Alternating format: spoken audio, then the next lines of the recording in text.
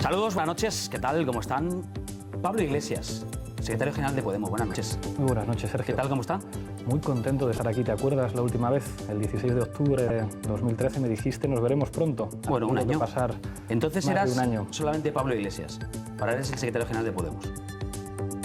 La diferencia. Ha costado, ¿eh? Ha costado que venga aquí. Me vas a permitir que dé las gracias a los trabajadores de esta casa, porque si no es por su presión no estoy aquí. Bueno, seguimos en conversación con Pablo Iglesias, secretario general de Podemos, al que, por cierto, quiero agradecerle y mucho que haya venido aquí a responder a nuestras preguntas, porque es un lujo poder preguntar cerca, mirando a los ojos y escuchar las respuestas. Y además quiero escuchar justo junto a usted una frase que pronunciaba aquí la semana pasada otro secretario general, el secretario general del PSOE, el jueves pasado, Pedro Sánchez, que después de darle muchas vueltas a cómo empezar esta entrevista para que usted no me dijera que yo era previsible, digo, pues si yo tengo un total que no tiene nadie, que es el de Pedro Sánchez de la semana pasada aquí.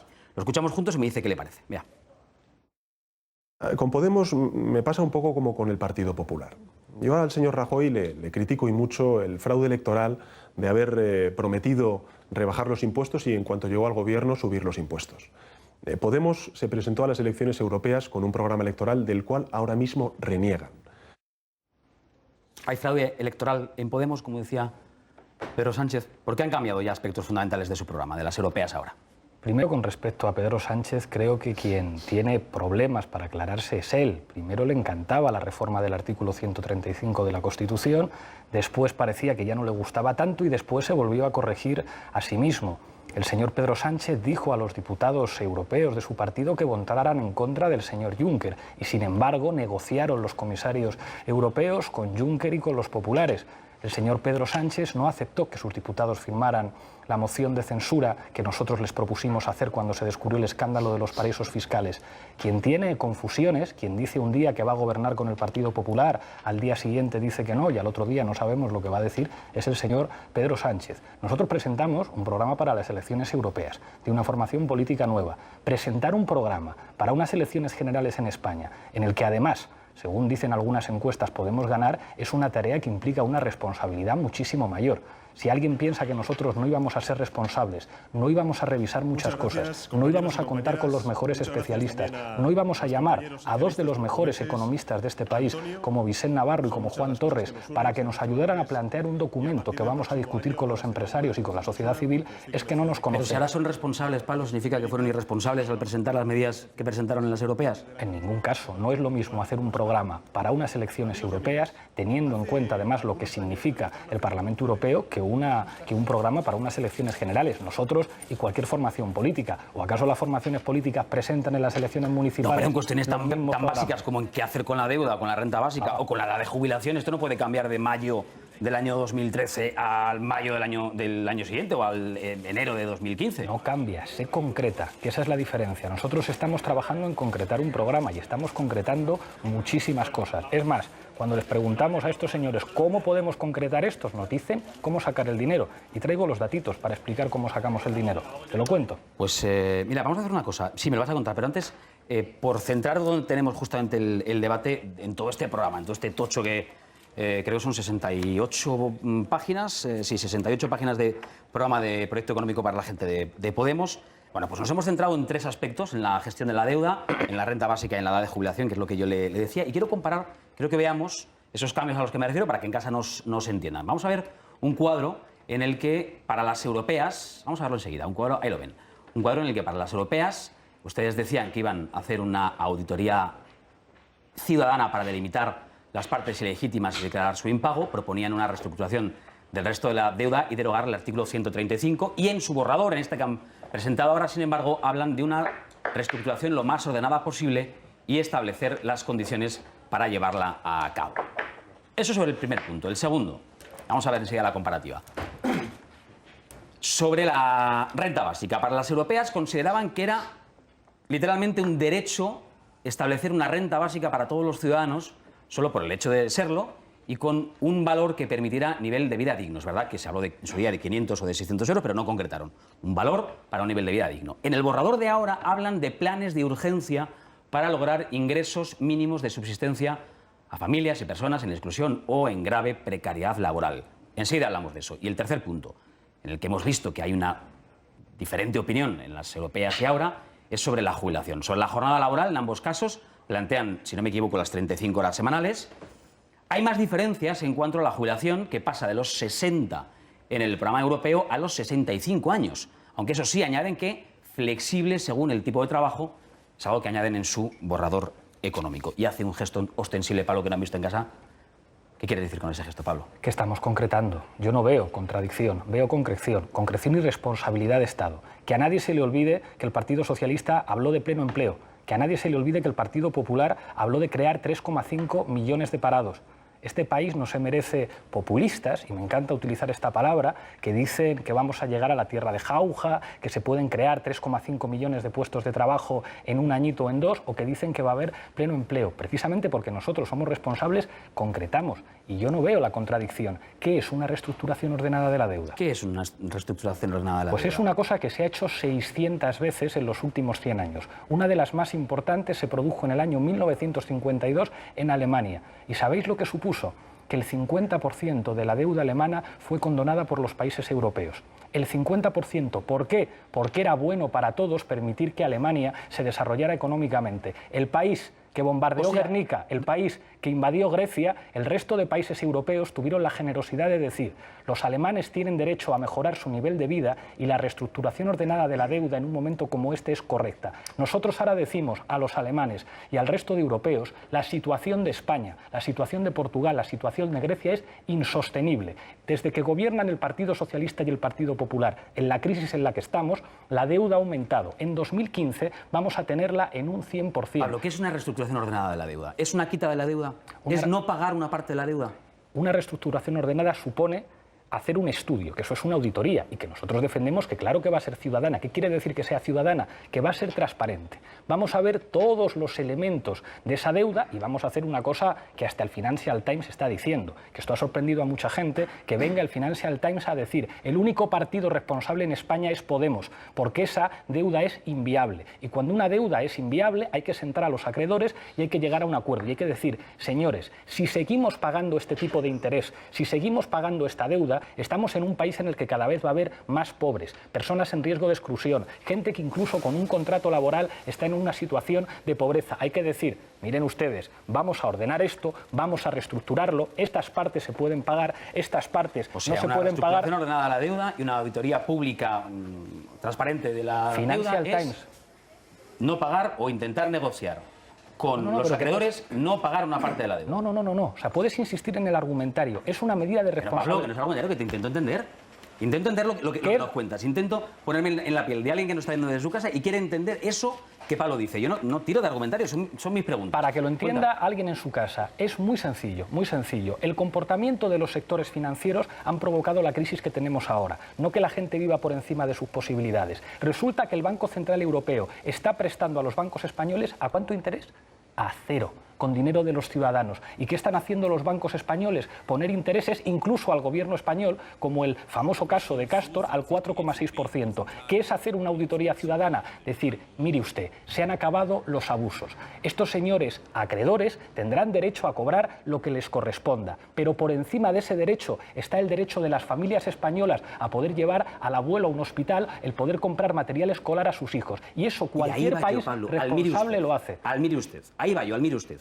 Es lo que quiero saber, cómo se materializa, porque lea un artículo por aquí de un economista, además al que yo le tengo especial cariño por muchas entrevistas que he realizado con él, Santiago Niño Becerra, que hace poco publicaba un artículo que decía: oigan ustedes, el programa presentado por Podemos lo suscribiríamos todos, es estupendo, es maravilloso y es muy bonito, pero no se puede llevar a cabo. Yo lo que quiero preguntarle es: ¿cómo vamos a llevar a cabo esto? ¿Cómo llevaría Pablo Iglesias esto a cabo? ¿Se sienta con un que no se puede llevar a cabo y le diría... Me vas a permitir que te explique lo que no se puede llevar a cabo, que es lo que ya conocemos, que es lo que ha pasado entre 2007 y 2014. Hay 217.000 empresas menos que en 2007.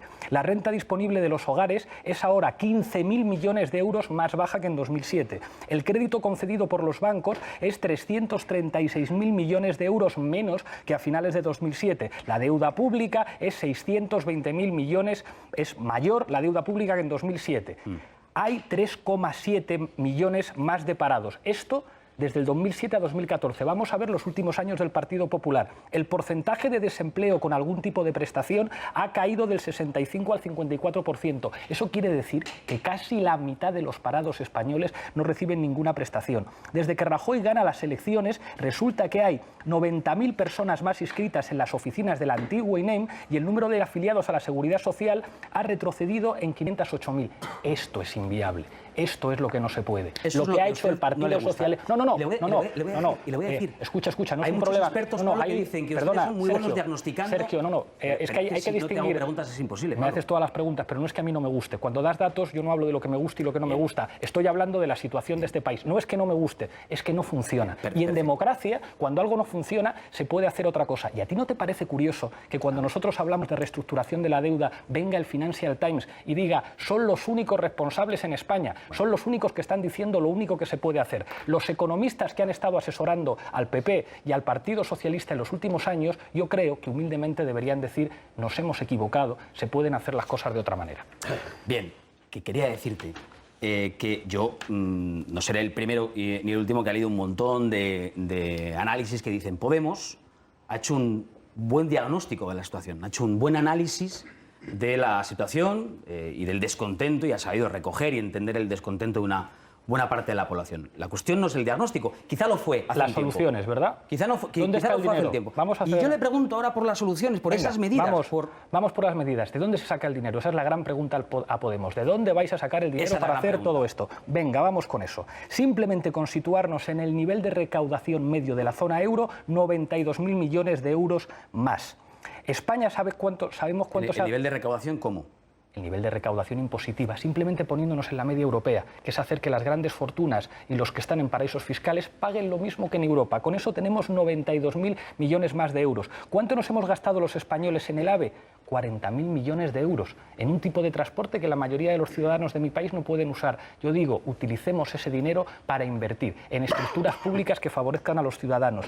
Simplemente, si volvemos al impuesto de patrimonio anterior, nos encontramos con 2.100 millones de euros más. Impuesto de sociedades, nos acordamos que hicieron Aznar y Zapatero, reducir el impuesto de sociedades. Simplemente volviendo a lo que había antes, nos encontraríamos con 5.300 millones de euros. Impuestos sobre las grandes riquezas, de nuevo Aznar y Zapatero lo redujeron. Simplemente volviendo a lo que había antes, que quiere decir que las personas que ganan más de 120.000 euros al año, que yo creo que no está nada mal, volvieran a pagar lo que pagaban antes, el Estado recupera 2.500 millones de euros. O sea, es un problema de cómo se utiliza el presupuesto. Claro que hay dinero. Lo que pasa es que en este país algunos no pagan.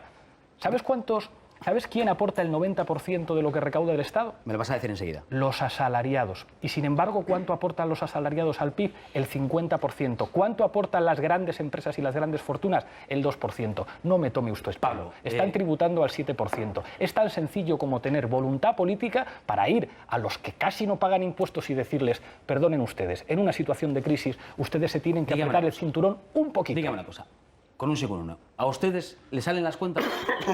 Claro que no salen las cuentas. Pues, nos deja mucho más tranquilos, porque si a ustedes les salen las cuentas, que son quienes están presentando su programa... Las que no salen son las de los organismos oficiales dependientes del gobierno. Bueno, las cuentas que no salen son las que hablan del número de parados, del número de niños en situación de malnutrición, las que hablan de un país que nos están llevando a una situación de subdesarrollo, que es una vergüenza en un país que podía ser del G7. Le voy a presentar a Pepe Herbás. ¿Conoce a Pepe Herbás? Pepe Herbás habitualmente es el que se estudia a fondo en la noche los números, y le hemos pedido a Pepe Herbás que haga el mismo ejercicio o lo intente hacer, que es poner números a esas medidas de Podemos.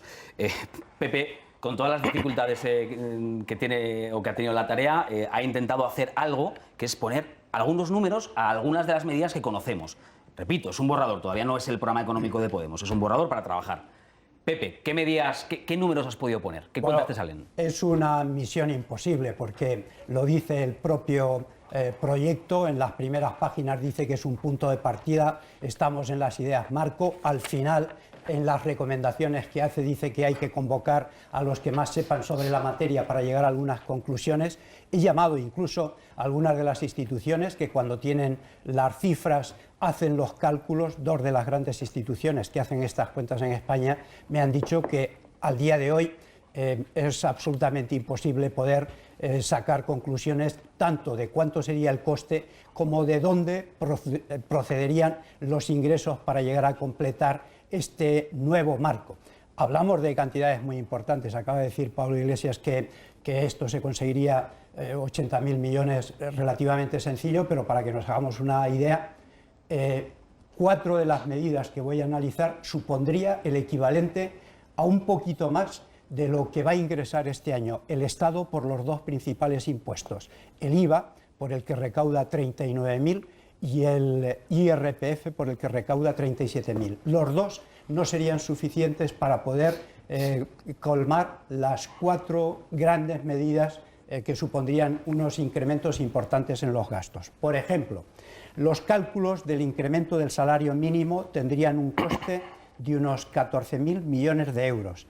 De mantenerse finalmente el adelanto de la jubilación y la mejora de las pensiones, teniendo en cuenta el coste de la pensión media actual, que supondría la incorporación de casi 2,5 millones de personas que en España tienen ahora entre 60 y 65 años, sería de 38.949 millones de euros.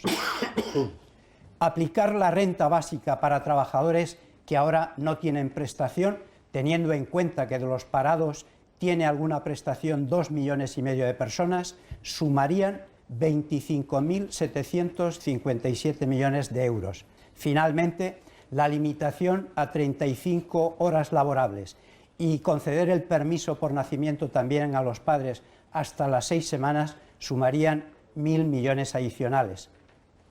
Esto es una parte de los costes fundamentales y querría hacer también una alusión a una parte del documento de un aspecto que es difícilmente cuantificable, pero que me parece relevante. Leía hoy en un informe de analistas de relaciones industriales que una de las propuestas que se hace es tratar de alcanzar convenios colectivos a nivel europeo. En el caso de España, el convenio colectivo afecta, una vez que lo firman los sindicatos, se benefician todos los trabajadores, es lo que los laboristas llaman erga omnes. En cambio, el convenio colectivo en Europa es contractual. Cuando lo firma un sindicato, solamente se benefician de ellos aquellas personas que están afiliadas a este sindicato, con lo cual se encontraría un aspecto relevante a la hora de negociar con empresarios y sindicatos para poder llegar, reformar también este aspecto. O sea, ¿quieres decir que encontraría el escollo de los sindicatos? Supongo que sí. Pues esas son las cuentas que le han salido a Pepe Herbás, que nos han salido a nosotros. Es estupendo venir con número porque claro que cuadra. Si simplemente nivelando la recaudación que se hace aquí a la media europea, que yo creo que aquí que se recauden impuestos igual que en el resto de Europa no es pedir la luna, es pedir una cosa razonable. Tenemos 92.000 millones de euros, pues los 14.000 del salario mínimo cuadran, los 38.900 de la jubilación cuadran y los 25.000 de la renta básica también. Y podemos seguir jugando a los números. Las 35 horas es una... No lo decía por jugar. Claro, pero es como si los números cuadran. Si cuando venimos con números las cosas cuadran de maravilla, que eso es lo bueno de preparar. Claro, pero de repente... Depende de la calculadora. Bueno, de momento es lo que nos dicen. Graciano, simplemente no te toca. Si hacemos una... Pablo, en todo si caso, hacemos una ¿jugamos toda la carta entonces del aumento positivo? No solo, muchas más cosas, pero hombre, eso yo No, creo... lo digo porque tú dices, me salen las cuentas porque voy a recaudar 80.000 millones más. Solo con eso, esa es la carta. 92.000 millones 92.000. más. Solo con eso, solamente con ponernos en la media europea en los niveles de recaudación, no haciendo que sigan pagando los de abajo, que es que en este país solamente pagan impuestos los asalariados, la pequeña y la mediana empresa, haciendo que paguen impuestos los de arriba. Simplemente con eso, 35 horas. Esto nos hemos inspirado en unos señores franceses, Lionel Jospin, cuando en Francia todavía existían socialistas de verdad. Hasta hace poco había algunos en el gobierno del señor Hollande, pero parece que les han echado del gobierno. Bueno. En un momento de recesión aplican las 35 horas y ¿qué es lo que consiguen? Aumentar la productividad, pero sí es lo que están diciendo todos los economistas razonables. Las políticas de austeridad que están marcando la línea de trabajo en Europa solamente han servido para que los 3 grandes problemas que tenemos en Europa del Sur, 1, desigualdad, 2, paro, 3, deuda, crezcan, hay más deuda, hay más paro y hay más desigualdad. Nosotros simplemente decimos, hombre, en democracia si una cosa no funciona, la podremos cambiar por otra cosa distinta, hacer lo que se ha hecho en otros países, que no es pedir la luna, que no es que las cosas cambien de la noche a la mañana, pero es tener un país más decente, que estamos en un país en el que los niveles de pobreza son escandalosos, en el que alguien puede firmar un contrato y ser pobre al tiempo que los de arriba aumentan los beneficios. El nivel de tributación de las empresas del IBEX 35, que tienen sociedades en paraísos fiscales, es en la práctica del 7%, cuando tenían que pagar un 27% más según la ley. Es que es decirle Bueno, ya a los sabemos, que están arriba que cumplan la ley. hemos aprendido, y yo personalmente he aprendido que ustedes recaudarían 90.000 millones más, y por lo tanto, 92.000 millones más, y por lo tanto de ahí sacarían el dinero necesario para algunas de las medidas que ha analizado Pepe. Respóndame muy brevemente, que vamos a faltar el tiempo, claro, y no hemos todavía presentado a los analistas y tengo que preguntar ahí todavía algunas cosas. Lo de la renta mínima, 500-600 euros, ¿lo puede cuantificar ya o todavía no? Lo que estamos planteando ahora es que en 4 años tenemos que intentar llegar a ese objetivo, pero es muy difícil, porque cuando llegas a gobernar no puedes hacer la primera semana todas las reformas, pero claro que una renta básica es un objetivo de gobierno a largo plazo. ¿En qué hemos cambiado? Porque claro que nosotros nos hemos hecho mayores, no nos ha quedado más remedio en muy poquito tiempo. Es que todas las medidas que nosotros vamos a proponer en nuestro programa electoral las vamos a cumplir, y si no nos vamos, no como hacen otros. ¿Eso qué quiere decir? ¿Que nosotros podemos aplicar la renta básica a la semana después de entrar en el gobierno? Por desgracia, no. Y me duele tener que reconocerlo y hay que decir la verdad. Vamos a trabajar para hacer las innovaciones en el aparato productivo de nuestro país, para escapar de una economía del ladrillo y la si ya han especulación. cuantificado en 500 o 600, porque si se acercan a 420, se parecerá mucho la renta mínima de inserción que ya existe. Contesto, en función de las necesidades. Es lo mismo establecer una renta para una persona que tiene hijos a su cargo, personas a su cargo, que vive en una gran ciudad, que para una persona que tiene características distintas. Habrá que establecer niveles en función de las necesidades de la gente. Y una más, en este sentido, sobre el programa económico. Una más. ¿Y renta máxima? ¿Han pensado en una renta máxima? Que era... Hay que estudiarlo. Lo hemos dicho muchas veces. ¿20 veces el salario mínimo interprofesional? Ese referéndum que se hizo en Suiza nos parece un punto de partida para estudiar muy interesante. ¿Y que salió que no? Salió que no en Suiza. Yo no sé si en España a lo mejor aquí salía... En Suiza se celebró, pero salió que no. ¿Por qué hay que estudiar eso? Porque uno de los problemas de ineficiencia económica de los países, y esto lo reconoce todo el mundo, es la desigualdad. Entonces, a veces decirle a alguien que gana mucho que tiene que ganar un poquito menos, porque eso es bueno para el conjunto del país, que a veces hay que ser patriotas y decir, para que el país vaya bien, los de arriba tienen que apretarse un poquito el cinturón. Eso puede ser positivo y es una medida que queremos discutir. Y yo estoy convencido que hay muchos empresarios en este país que son conscientes de que el mejor ambiente para hacer negocios es un ambiente de prosperidad, que en un país pobre, en un país en el que hay gente que no tiene dinero para gastar, el problema que tenemos en este país es un problema de consumo, la solución pasa por aumentar la capacidad de consumo. Alguien que tenga un bar y que nos está viendo no tiene problemas por los salarios que tiene que pagar. Tiene problemas porque nadie va al bar a tomarse un café o tomarse una cerveza porque no tiene dinero. Y esto es una cosa que sabemos desde Luego, los renta años máxima 30. todavía no saben. Lo someterán a estudio y a debate y veremos. Hay que hablarlo, claro que sí. Venga, cambiamos, pasamos ya del... Estaríamos horas hablando del programa o del borrador económico, pero tengo que hacerle preguntas. ¿Han estado ustedes ante las 2 semanas más difíciles de relación con los medios? Hombre, si nos quejáramos de estas 2 semanas es que no estamos preparados para gobernar. Se lo pregunto difícil está por llegar. Este año va a ser, Sergio, es decir, todas las semanas nos vamos a encontrar con ataques a Podemos, lo cual revela que lo estamos haciendo muy bien y que algunos están muy nerviosos. Bueno, es una interpretación. Lo que le quiero preguntar es por el caso de Íñigo Errejón. Vamos a hablar de... Porque Podemos ha presentado y ha epatado, ha ilusionado a una parte del electorado con el discurso de la ejemplaridad. Hay que ser ejemplar, uno tiene que ser honrado y además parecerlo. Y ante la más mínima sospecha de la falta de honradez, fuera, mano de hierro. Esto lo han dicho ustedes. Y además han dicho muchas veces que hay que ser implacable con la corrupción, que hay que ser transparente y que hay que ser rápido. Rápido. Y con el caso de Íñigo Errejón vimos que durante unos días no les gustaron los medios, no aparecieron por los medios, que les costó aparecer por los medios, con la facilidad que tienen otras veces, ¿a quién les costó? Que a la hora de explicarse se molestaron con todos los medios y hablaron de un complot judeo-masónico de todos los medios de comunicación. No, si lo que le estaban pidiendo a ustedes es explicaciones, porque ya son un partido político. ¿Qué ha pasado con Íñigo Errejón? Ahora la Universidad de Málaga le ha abierto un expediente y le suspende de empleo y sueldo. ¿Qué ha pasado? ¿Algo habrá para que le abran un expediente? Vamos a contestar cada pregunta, vamos a hacer un examen de verdadero o falso. ¿El contrato era fraudulento? Falso. El diario El Mundo rectificó y la rectora de la universidad declaró que era perfectamente correcto. Se dijo no podía trabajar desde otra ciudad. Falso. Sí que podía trabajar desde otra ciudad. ¿Sí podía trabajar desde otra ciudad? Claro que sí, y lo ha dicho la propia universidad, claro que sí. Pero ese es el papel que dice Íñigo Errejón que falta. No. Ahora vamos al papel que falta. ¿No se cumplió el trabajo? Claro que se cumplió. La Junta y la universidad reconocen que se han presentado los productos y que además son magníficos. Lo comunicó verbalmente en lugar de por escrito. Eso sí. Ese es el drama. Vale. Ese es el drama que hace que haya un montón de portadas de periódico y que los jefes del Partido Popular y del Partido Socialista, déjame acabar, digan, son como nosotros, son igual de corruptos que nosotros, porque Íñigo Errejón, en lugar de presentar un papel, lo hizo oralmente. No sé si son igual de corruptos, pero respondieron igual. Qué cara dura. No sé si son igual de corruptos, pero respondieron igual que los partidos tradicionales. Hicieron lo mismo que ustedes le dicen a los partidos tradicionales que hacen. Es esconderse, pensarse unos días que van a responder y... No es verdad. No es verdad. Yo he salido en la televisión, ¿no? Y es que eso se puede cuantificar, no es una discusión de yo creo que sí, yo creo que no. Yo he salido en la televisión todas las semanas. El señor Íñigo Errejón no ha parado de dar entrevistas. Ayer hizo un canutazo. Cada vez que ha aparecido una cosa, hemos dado la cara. A nosotros se nos puede acusar de muchas cosas. De ser jóvenes, de no haber gobernado antes, pero de no dar la cara, de tener miedo a discutir. Hombre, yo que le saqué aquí el tema de Telecinco. ¿Sabe usted que ahí ha habido...? ¿Te cuento lo de Telecinco? Pues venga. Te cuento lo que fue. Entonces no nos queda para los demás.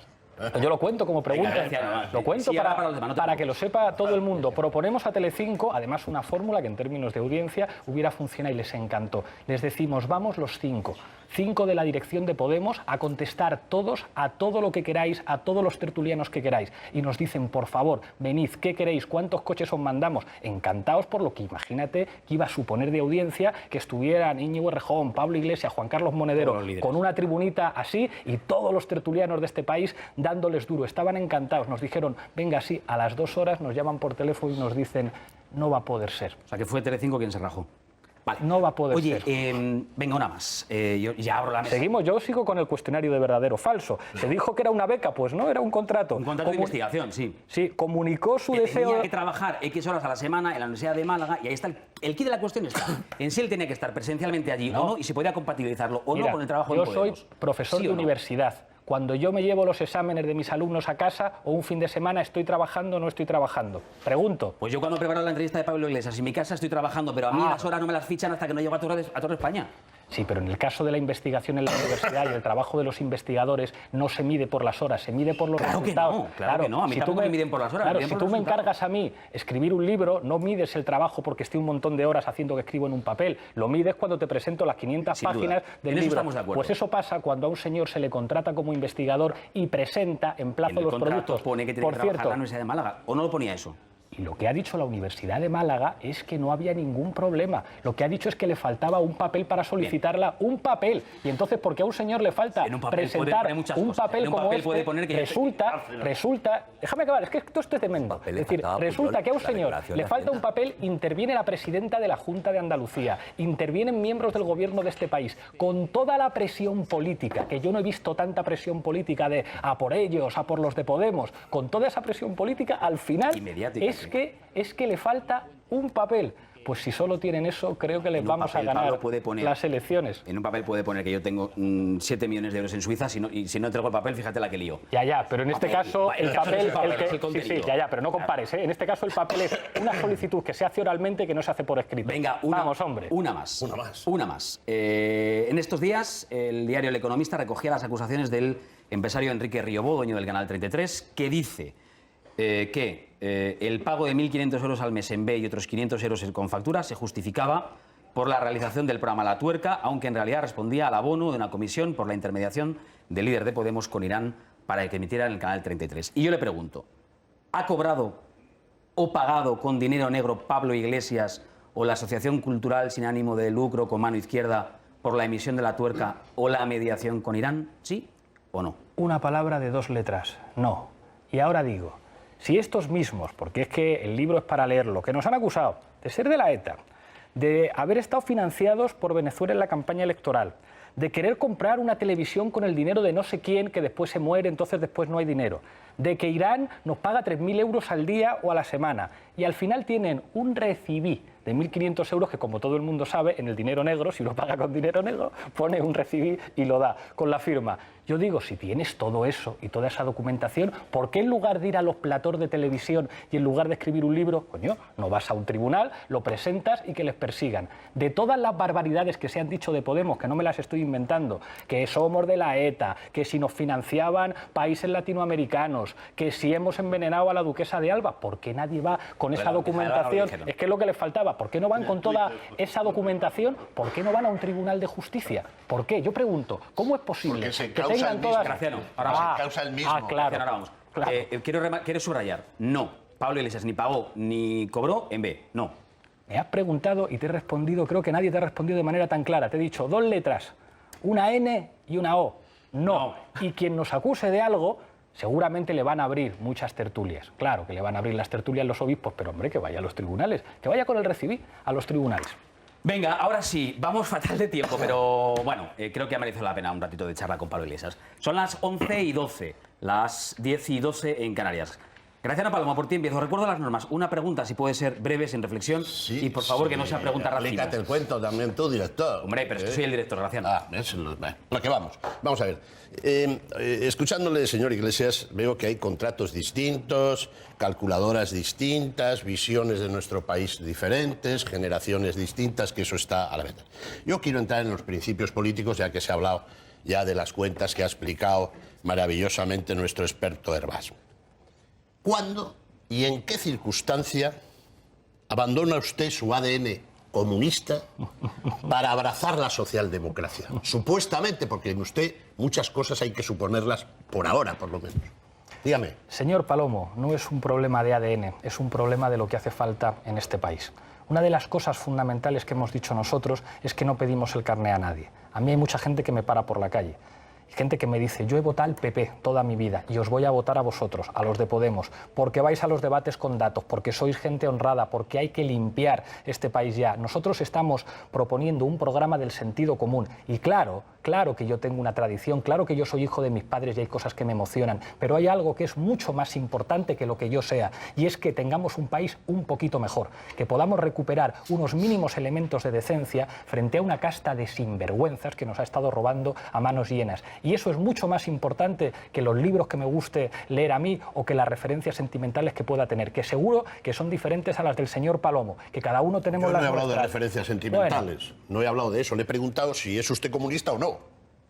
Porque aquí veo que forman 55 diputados, que la gente le interesa, si es leal. No hay. Usted está en un grupo parlamentario en Europa con 55 diputados, la mayor parte miembros del Partido Comunista, nada más. Esa es la pregunta, no es... Se equivoca usted en dos cosas. Sí. Uno, que sean 55, son 52, y en este grupo... Bueno, soy generoso y le doy 3 más. Se lo agradezco, Sí. pero la mayor parte de las formaciones que hay no se llaman a sí mismo comunistas. No, aquí está, aquí lo tengo. Que no, lea los nombres. Partido Comunista Francés, Partido de la Izquierda Comunista, Partido Comunista de Reunión, ¿Cuál es el partido de la Coalición izquierda? de la ¿Cuál es Izquierda ese? Radical Siriza. Siriza. Llámelo X. No se invente. Partido Comunista Portugués, pero si no tiene mayor trascendencia, si lo que la gente quiere saber es si usted es comunista o no, si no tiene mayor trascendencia. Allí hay muchos partidos ¿Pero con por qué ideas... tiene tanto...? Pero que yo he dejado yo de contestar alguna cosa. ¿Por qué tiene tanto...? Si no pasa nada. Para nosotros lo fundamental no es que uno tenga una bandera de color roja o de color verde. En nuestro grupo hay mucha gente que se dice verde, ¿eh? Hay otros también que son animalistas, que defienden los derechos de los animales. Hay otros que defienden las políticas socialistas del norte de Europa. ¿Y qué es lo que nos une a todos? Que defendemos la soberanía nacional de nuestros países. Porque eso es lo que toca ahora. Que uno venga con la olla y el martillo es como si a mí me parece muy bien que tú tengas un póster de Lenin en tu casa o que tengas un póster de Eva Perón. Me da exactamente igual. No estamos para esas tonterías ahora. Estamos para sacar nuestros países adelante. Y por eso nosotros estamos en un grupo que ha dicho una cosa que no han dicho ni los populares ni los socialistas. El señor Juncker ha sido responsable de que haya paraísos fiscales, llegando a acuerdos con multinacionales para que tributaran al 1% en su país, mientras mientras en mi país hay gente que no puede llenar la nevera. Eso es mucho más importante que uno diga que si es comunista o que si ha leído a la Pasionaria. Lo que toca ahora, porque hay identidades que ya no funcionan, es ponernos a trabajar para tener un país más decente. Y por eso hay mucha gente que viene de la derecha y que dice estos de Podemos son decentes, aunque a lo mejor pues las lecturas de Pablo Iglesias en su juventud no sean las mías. ¿Hay rebote? Pablo, no hay rebote. Vale. El rebote lo cojo yo. Se definen ustedes como un partido transversal, es una definición que a ustedes les gusta mucho, pero ahora saben, porque además saben mucho de ciencia política, que el partido, a la hora de la verdad, se juega en el centro del espectro político. Y ahora ya les gusta mucho, les gusta más lo de socialdemócratas. ¿Es por eso? ¿Es técnica? ¿Es táctica, mejor dicho? No es un problema ideológico, como si la socialdemocracia fuera una cosa que fuera a traernos los problemas. Yo digo, nuestro programa de ahora, cualquier socialdemócrata de hace no tantos años hubiera dicho estoy de acuerdo con ello. Pero ¿por qué está bien el programa? ¿Porque es socialdemócrata? ¿Porque le ponemos una etiqueta? ¿O porque puede servir para ayudar a la gente? ¿Pero a usted le gusta remarcar que es socialdemócrata para atraerse a ese electorado o no? Que no, que es el programa de la gente. Es decir, si la socialdemocracia ha hecho cosas buenas, lo importante no son las etiquetas que se ponen, sino lo que se ha conseguido. Es decir, alguien está en contra de los derechos sociales. Antes, alguien está en contra de que exista el derecho a las vacaciones, que exista una sanidad pública, una educación pública. Lo importante es decir, no, es que esto es mérito de los socialdemócratas, es mérito de no sé qué. Eso es mérito de la gente. Nuestro programa quiere ser el programa de la gente que quiere mejorar su país. Papel. Mire usted, señor Iglesias, el diagnóstico efectivamente es muy bueno, es un diagnóstico que yo creo que ha calado en la gente, tienen ustedes razón, esto no funciona, esto no va bien, hay una corrupción tremenda y hay que resolverlo de alguna manera. Yo creo que en lo que fallan ustedes es en las recetas, es decir, la palabra socialdemocracia a mí me gusta, o sea, yo soy socialdemócrata y bueno, entiendo que la socialdemocracia en este país ha funcionado muy bien, sobre todo en los primeros años, es decir, a partir del 82 la modernización de España la hizo la socialdemocracia, mientras en Francia, en el 81, usted recordará, usted conoce bien esa historia, sin duda, Mitterrand, que nombró a Pierre Mauroy, que pactó con los comunistas, bueno, pues tuvo una experiencia de 2 años tremendo, tuvo que volver atrás, se fue Pierre Mauroy, hubo unas elecciones y al final, pues, en fin, tuvo que adoptar unas medidas socialdemócratas parecidas a las españolas. Felipe tenía la ventaja de tener la referencia de lo que estaban haciendo mal los socialdemócratas franceses.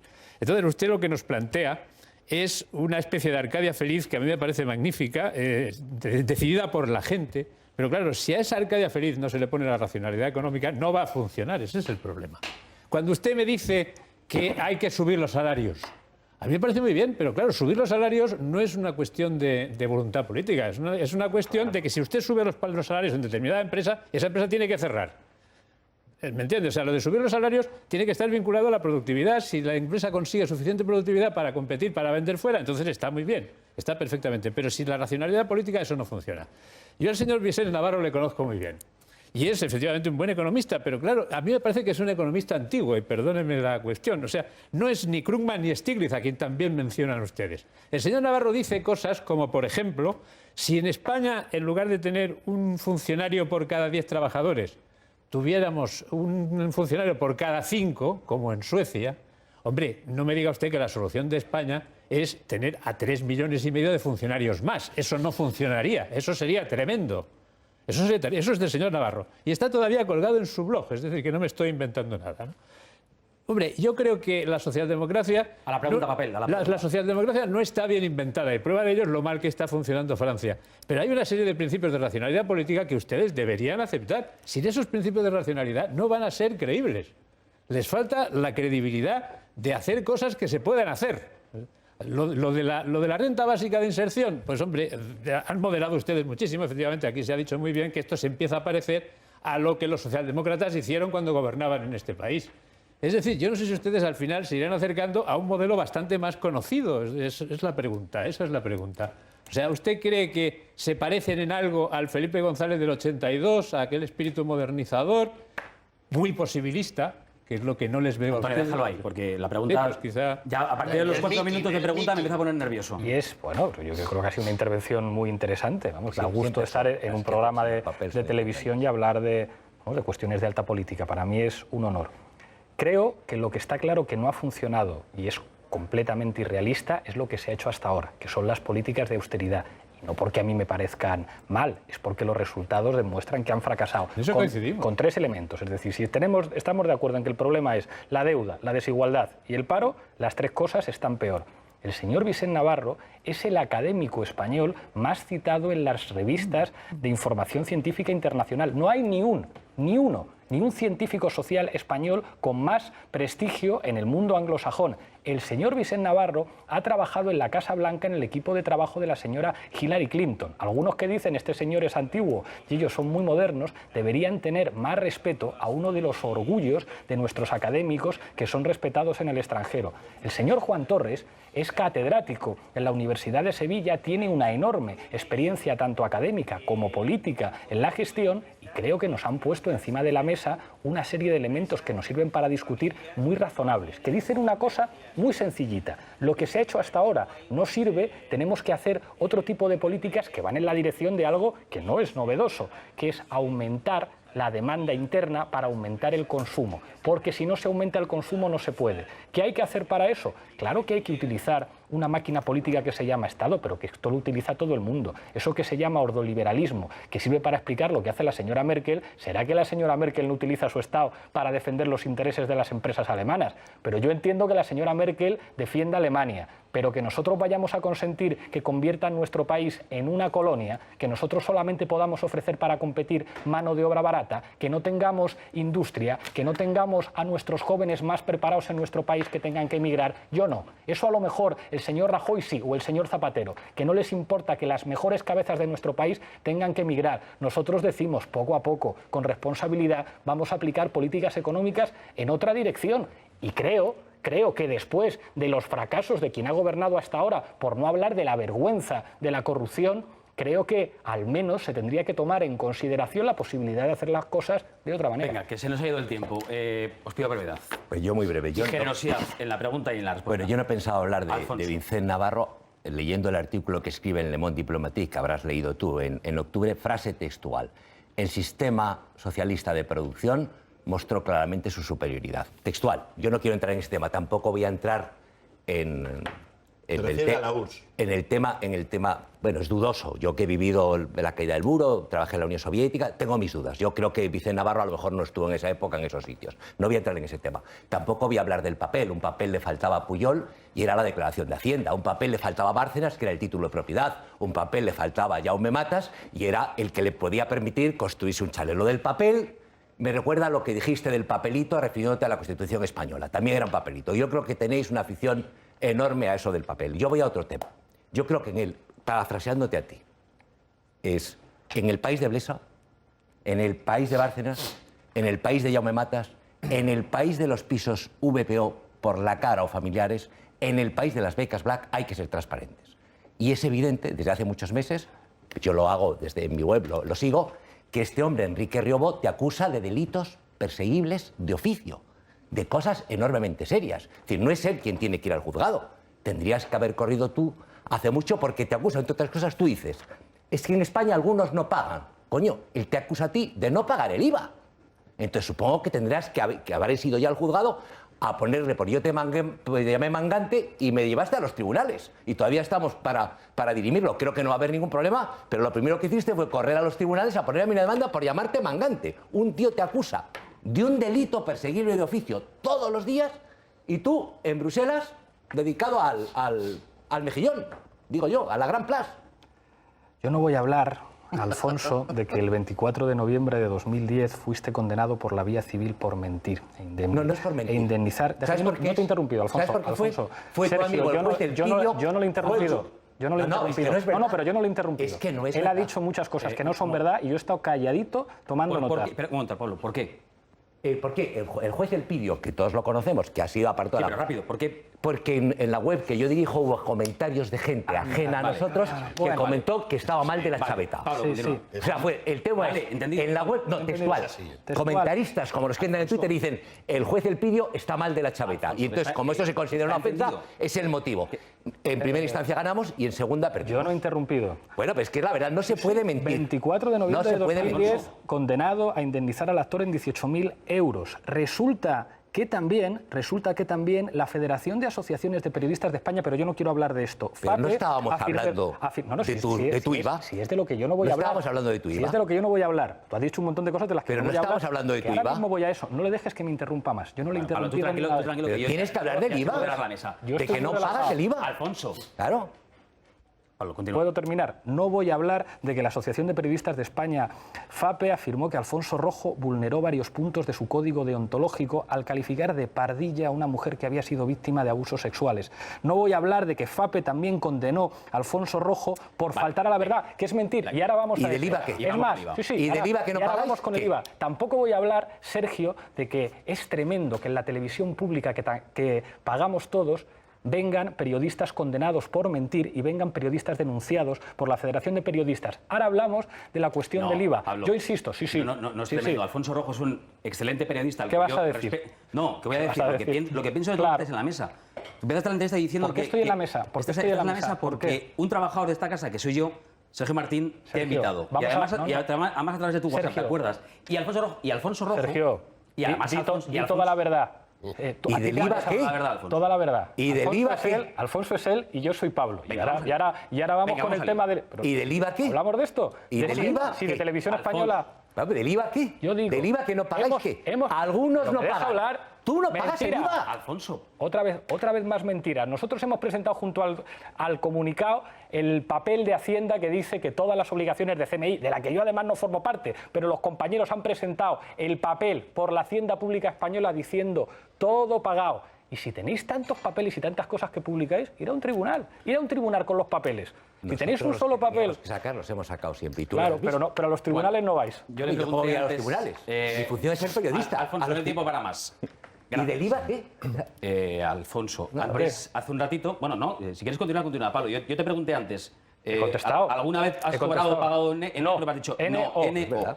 Ha insistido Alfonso. Repite, Pablo. NO. Vale, ya está. Yo, con escuchar la respuesta de Pablo me es suficiente. Julio César Herrero, último en la mesa en pregunta. Venga, vamos a ello. ¿Qué tal? Buenas noches. Buenas noches. A ver, sobre el tema de la universidad y lo del papel, sin la menor intención de llegar más allá de donde toca, pero sabe usted, igual que yo, que ese papel que faltaba debía incluir dos temas. En primer lugar, la solicitud del permiso para trabajar en otro lugar y, en segundo lugar, si es o no compatible con otro tipo de actividad. Eran los dos puntos que debía incluir ese papel, que a lo mejor igual puede parecer irrelevante, pero son importantes porque sabe también como yo que los contratos de investigación en la universidad, los regímenes de compatibilidad son muy complicados. Entonces, simplemente por el matiz de no solamente debía incluir en el papel el pedir permiso para trabajar en Madrid o desde Madrid, sino también la compatibilidad con otro tipo de sueldo o de remuneración, en este caso por echar una mano o por trabajar en la campaña de las europeas. Respecto al discurso, antes él dijo que las medidas o las propuestas del documento de trabajo base en materia económica son realistas y creo que cuando lo presentó dijo cansados de los embaucadores y vendedores de humo. Y en el transcurso de esta entrevista ha ahondado en la idea y ha dicho que lo que están haciendo ahora es concretar por un ejercicio de responsabilidad. Hay que deducir entonces que las medidas que llevaron al programa europeo eran generales e irresponsables y ahora están pasando del sí se puede al no se debe, o al menos no se debe a algunas cosas que hay que matizarlas. Hay que concretar las cosas. Y es verdad, y esto yo lo tengo que reconocer, que es mucho más fácil hacer un programa para unas elecciones europeas que un programa para unas elecciones generales que aspiras a ganar. Y eso es verdad. Y nos ha cambiado el gesto. A mí la televisión me dicen, ¿se te ve más serio? Hombre, claro que se me ve más serio. Porque a lo mejor en unos meses tenemos que hacer un gabinete de gobierno. Por eso dormimos tan poco.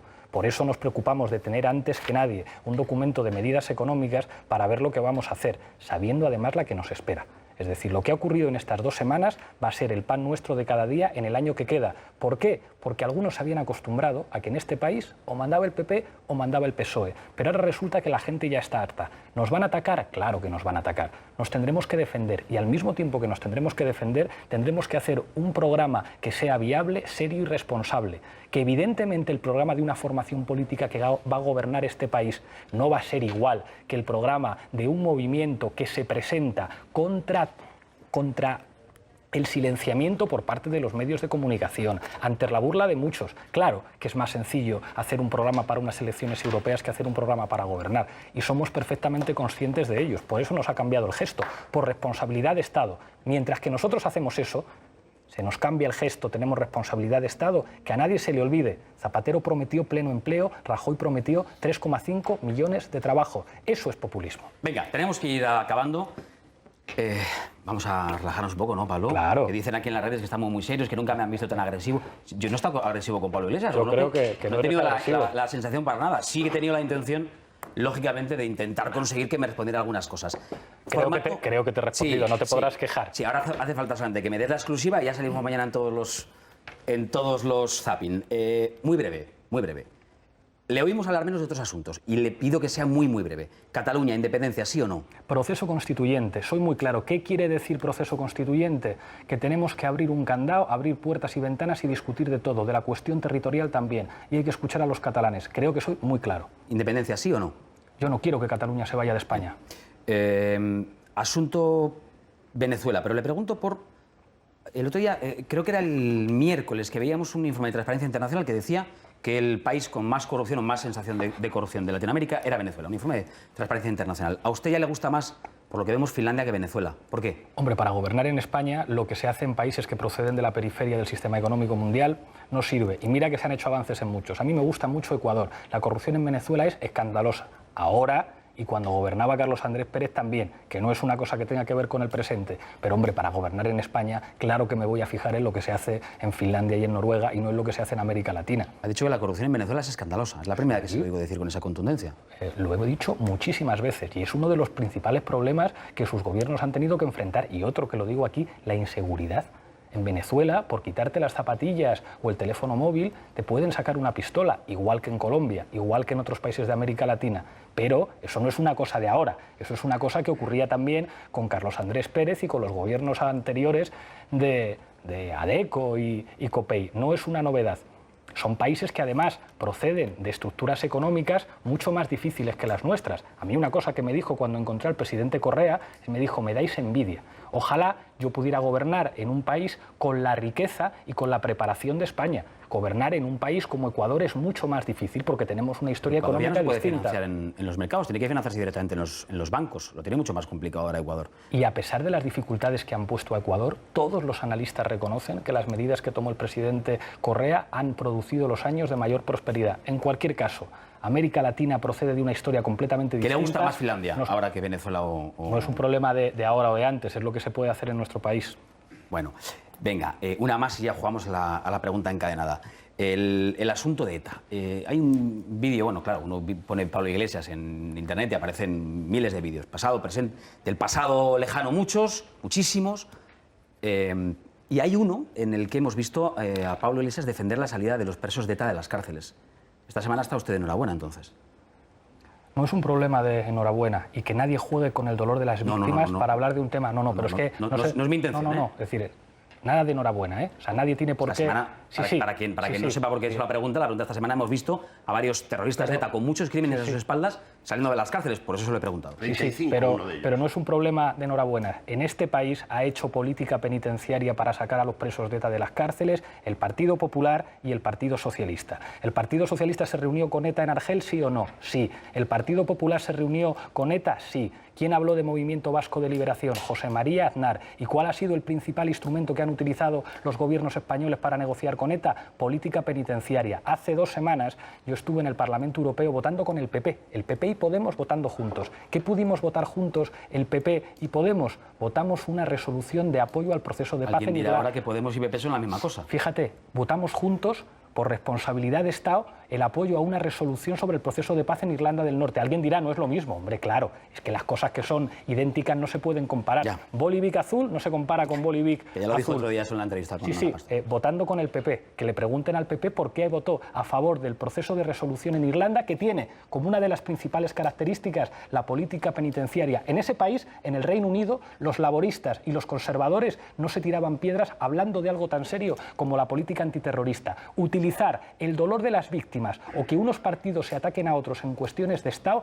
es lo que nos convierte en un país bananero. Eso no puede ser. Los temas de Estado, como la política antiterrorista, como la política de seguridad en este caso, tienen que ser elementos que cuenten con el consenso de mucha gente. Y quien ha aplicado políticas penitenciarias en este país han sido PP y PSOE. Bien. Estamos completamente fuera de tiempo. Son las 11:35, 10:35 en Canarias. Pregunta encadenada. Esta es la historia de que el anterior le deja una pregunta al siguiente y el siguiente al subsiguiente. En su caso, ayer nos visitaba Celia Villalobos, que nos dejaba una pregunta para usted. ¿La quiere ver? Pues seguro que ya se la han chivado por ahí. Claro que sí. Esta es la pregunta de Celia Villalobos. Señor Iglesias, usted que ha dicho y ha presumido de ser leninista, me gustaría saber si usted comparte el criterio y el dogma del leninismo de la independencia de los pueblos. Y por lo tanto, la pregunta es muy simple. ¿Usted cree que cualquier comunidad autónoma española, pues, Cataluña, Andalucía, Murcia, el País Vasco, tienen derecho a independizarse sin que hayan intervenido el conjunto de los españoles? Y por favor, esta vez contésteme, ¿sí o no? Es la primera vez que Celia me hace una pregunta. Por una parte, se nota que ella sí que fue leninista de joven porque conoce eso del principio de autodeterminación de los pueblos. Sí lo fue. Contesto, claro que lo fue, por eso sabe de Lenin. Respondo muy claramente.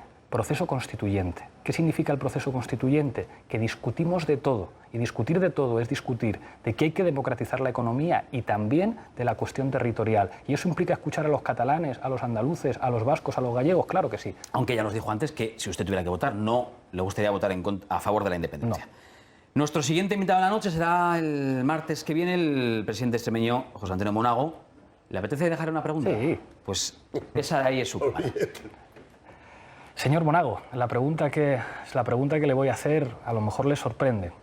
¿Cuál es su novela favorita y su película favorita para describir la situación política de España? Anda, pues no será el señor Monago, pero a mí me ha sorprendido. ¿A que sí? No está mal la pregunta. ¿Por qué? ¿Por qué te ha sorprendido? Pues porque uno hubiera esperado... Últimamente te sorprende todo. Sí, me sorprendo con lo que me sorprendo. ¿Qué le voy a hacer? Vale. O sea, que a eso le puedes contestar con cualquier cosa. Te dicen el Quijote y ahí te han Tema quedado. por tocar. Si el tema dura menos de 30 segundos en la pregunta y la respuesta, vamos, Antonio, Es muy venga. corto y pretendería que fuera divertido para relajar un poco la situación, ¿no? Voy a entroncar con el artículo de Félix de Azúa que seguramente leyó hace 2 o 3 días en El País. Ustedes, que son todos universitarios y además troncan muy bien con la Universidad Española, y viendo que la universidad está como está, o sea, absolutamente corrompida, con un clima oligárquico, un clima de descomposición, ¿por qué no han empezado haciendo la revolución en la universidad para cambiarla, en lugar de meternos a todos en el follón en que nos están metiendo? No me esperaba esa pregunta. ¿Por qué no han empezado a hacer la revolución en la universidad? Nosotros en la universidad no hacíamos revoluciones, nos dedicábamos a estudiar y a trabajar. ¿Pero no Y lo les que- apeteció cambiar las cosas? Claro que nos gustaría que la universidad fuera de otra manera, pero eso se cambia con responsabilidades de gobierno. Y nosotros no estamos haciendo una revolución, estamos haciendo algo mucho más modesto, que la gente se empodere políticamente para tener un país un poquito mejor. Y en la universidad a estudiar, que es lo que toca hacer. Bueno, Pablo Iglesias, secretario general de Podemos. Por cierto, una curiosidad. Imagino que usted ha visto la genial imitación que hace de usted Joaquín Reyes, ¿no? Es genial, es genial. ¿Cómo es la mirada esa del... La mirada del faro que guía al proletariado, que cierra así los ojos. Me habré dejado el gas apagado. Bueno, en este país, hasta que no te imita Joaquín Reyes, no eres nadie. O sea que y eso lo ya hace muy bien, conseguido. y lo hace muy bien. Lo dicho, Pablo Iglesias, gracias por venir a trasnochar con nosotros. Ha sido un placer poder hacer Un preguntas gusto, un honor. de cerca. Un placer estar en la televisión pública. Y un placer que esté en la televisión pública, la de todos. Nos falta el cielo y el asalto, pero Gracias. para otro día. Estábamos despidiendo. Y ustedes en casa,